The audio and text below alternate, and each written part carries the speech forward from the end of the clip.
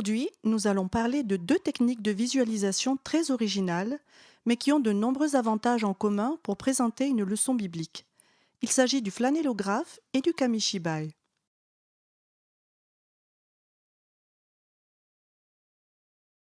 À travers cette vidéo, nous allons voir le kamishibai. Alors, qu'est-ce que le kamishibai? Ça signifie littéralement théâtre de papier. C'est une technique de comptage d'origine japonaise qui est basée sur des images qui défilent dans un butai. Le butai, qu'est-ce que c'est? C'est ce petit théâtre en bois.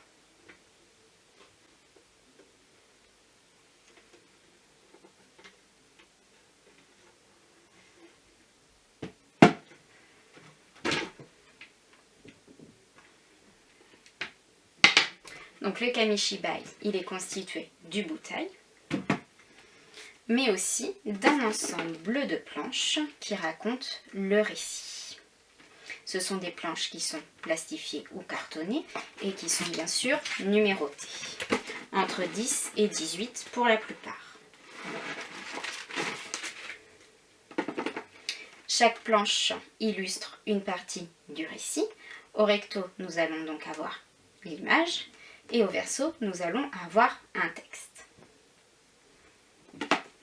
L'ensemble des planches va être ensuite introduit dans la glissière qui se trouve sur le côté du kamishibai.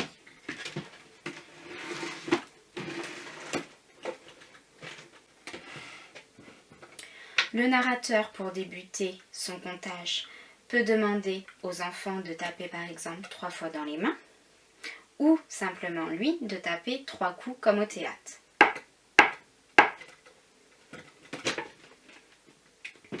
Le public de son comté va donc voir les illustrations et le narrateur de mon côté va pouvoir lire et faire ensuite défiler les images.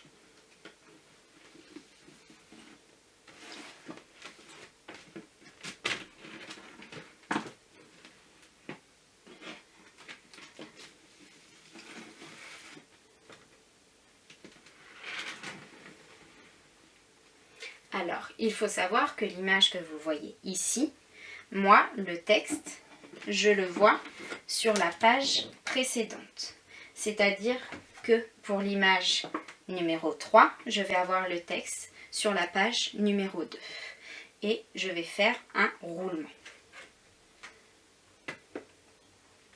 À la fin du récit, le narrateur ferme les volets.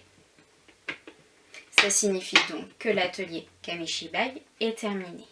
C'est une technique de lecture qui se développe de plus en plus dans les structures comme les écoles, les bibliothèques et les crèches.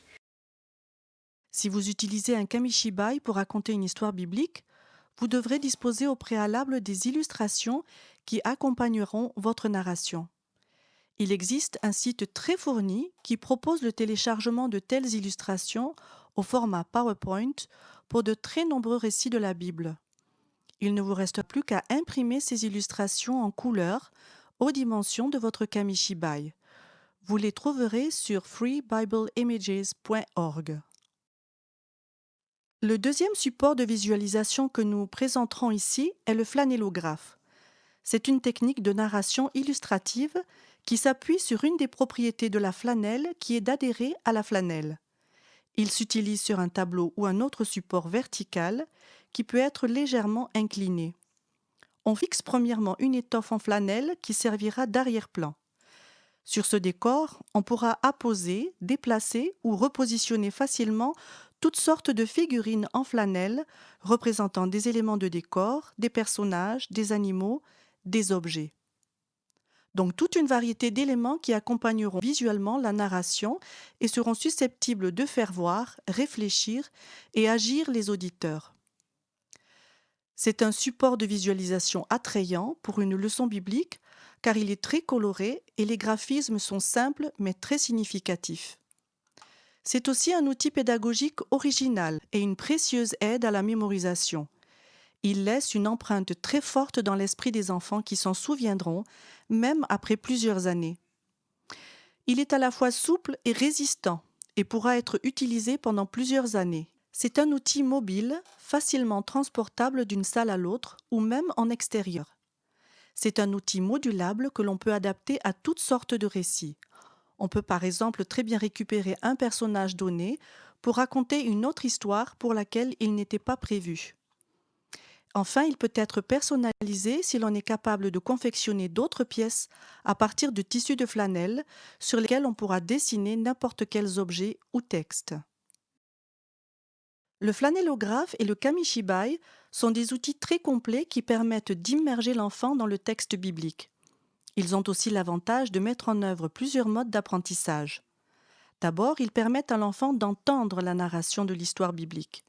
Il vous appartiendra de rendre votre récit aussi vivant, aussi captivant et dynamique que possible. Pour cela, il existe de nombreuses techniques de lecture expressive, comme de changer la voix en fonction des personnages, de varier la vitesse de la narration, de moduler les intonations, etc. Pour rendre votre présentation plus interactive, pensez également à ajouter quelques questions de contrôle ou des questions de réflexion. Cela vous permettra bien sûr de vérifier que les enfants ont bien compris l'histoire, mais en les interpellant, vous les invitez à s'impliquer dans les situations évoquées. Votre but est de vous assurer qu'ils saisissent bien les enjeux que ces situations peuvent représenter pour leur propre vie.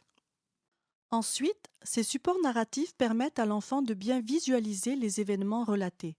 C'est vrai notamment si vous évoquez des situations ou des choses qui sont étrangères à leur univers, soit parce qu'elles appartiennent à un passé trop lointain pour eux, ou parce qu'elles font référence à une culture ou à un contexte qui ne sont pas les leurs. N'oubliez pas cependant qu'il n'y a pas que le flanellographe que les enfants vont observer, mais vous aussi, par vos gestes, vos expressions et tout le langage de votre corps, vous contribuerez à renforcer la puissance narrative du récit. Troisièmement, ces outils permettent à l'enfant de toucher à son tour les images, les décors, les objets ou les personnages présentés. À la fin de votre histoire biblique, ce pourra d'ailleurs être une bonne idée de laisser les enfants s'amuser à la raconter à leur tour. Ils pourront manipuler les images du kamishibai ou faire parler les personnages du flanellographe et ainsi s'approprier l'histoire.